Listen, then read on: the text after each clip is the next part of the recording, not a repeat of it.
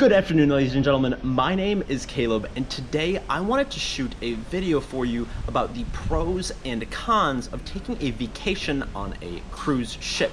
Now, for the last 7 days, I've been traveling on this beautiful Carnival Horizon cruise ship, so I've really gotten a feel of what it's like to take a vacation as a cruise. So starting off, I wanted to give you the pros of traveling on a cruise ship. Number one, the first pro on this list is going to be value. Now, this specific cruise ship stopped at 4 different islands. We stopped at Curacao, the Dominican Republic, Aruba, and Grand Turks. Now, that's 4 different places you get to go just on one vacation, in addition to experiencing the boat and everything it has to offer. So it is a very value-oriented ship. You're getting a lot for just one vacation, opposed to going to these islands individually. Number 2 is that a cruise ship, for the most part, is usually going to be all-inclusive. So what that means is that all of your drinks and all of your food and everything you're going to need is already purchased and already paid for.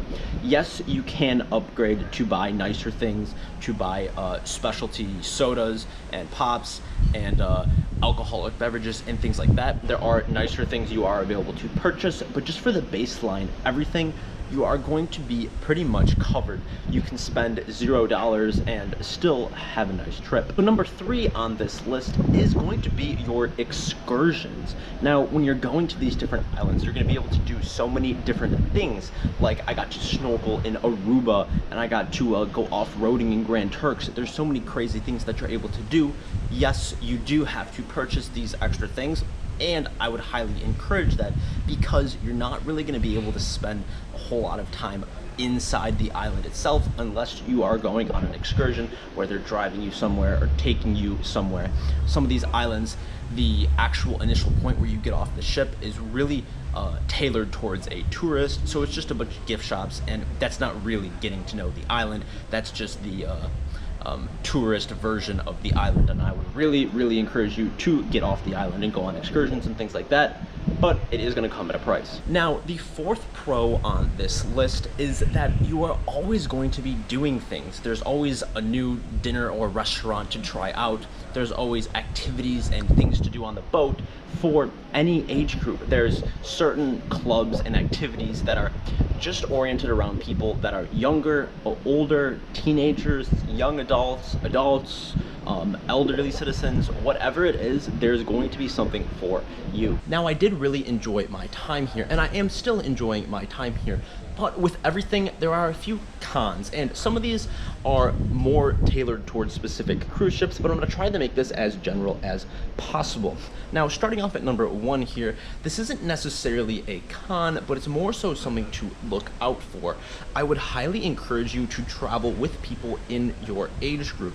Now, yes, there are things to do for every different age group, like if you're a family or something like that, but if you're going with a family, make sure that you have people that are in your age group, like your brother or sister or friends or whomever, because while there are events and things to do, you're going to want somebody to do those with. The second con on this list is going to be price. Yes, you do get a lot of value for your cruise. You go to a bunch of different places and get to do a bunch of different things, but that doesn't necessarily mean that the initial purchase of the ticket is going to be really cheap. It's going to cost about, and take this with a grain of salt, about $1,000 a person for a 7-day trip. And if you have a family and if you have friends or something like that you're going with, it can add up pretty quickly. And that is just for the baseline everything. If you want an upgraded room, if you want to go on upgraded nice dinners, and if you want to go on excursions, which I would definitely encourage you, if you're going to buy one thing, make it an excursion, something where you actually get to go out and experience the island, not just stay in the couple local bars in that one port. I would really encourage you to purchase that excursion or those excursions.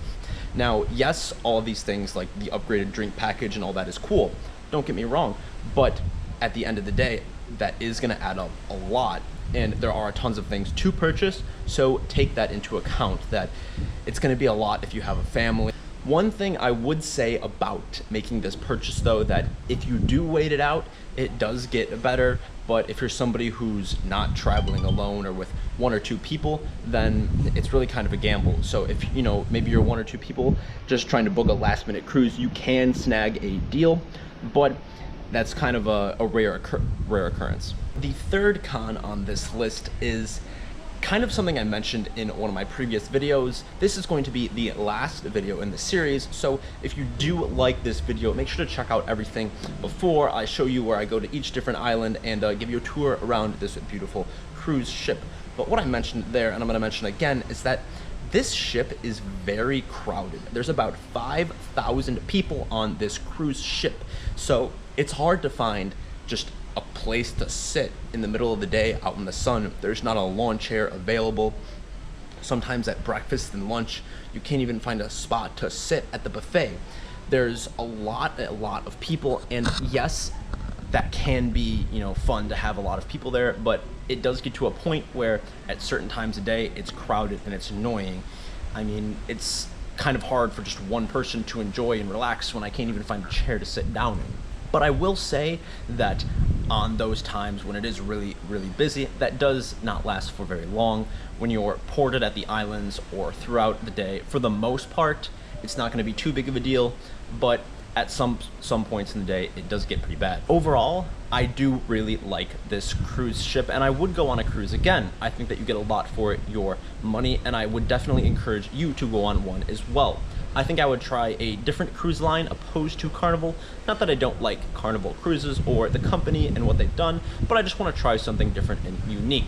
Now, if you like this video, please hit subscribe. I would really appreciate it. Hit a like on this video and comment as well. I'll be sure to reach out back to you. Now, this is going to end the video series on this vacation. Like I mentioned, let me know what you think about this, if you want to see something more like this, or you want to be back to the original kind of content that I've been making. So thank you all so much for checking this out, and I hope to see you sticking around.